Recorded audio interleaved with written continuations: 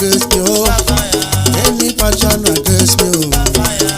Okorobonu woman, we ro wesi kokoena. Ukuna bareyo. Any passion against me, oh. Holy Ghost fire pursue them. Holy Ghost fire pursue them. Holy Ghost fire pursue them, oh. Any passion against me, oh. Any passion against me. Any passion against me, oh. Any passion against me, oh. Urhobo debe pasarebo. Urhobo debe pobenu. Oda do bebe yonure. Oda duwe yomba monure. Oda dia borose yonuro.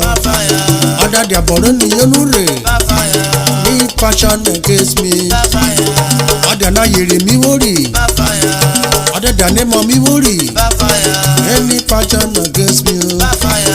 Urhobo pe kwaya me. Urhobo pe yara wario. Urhobo pe ma me. Urhobo pe mara warina. Any passion against me, oh.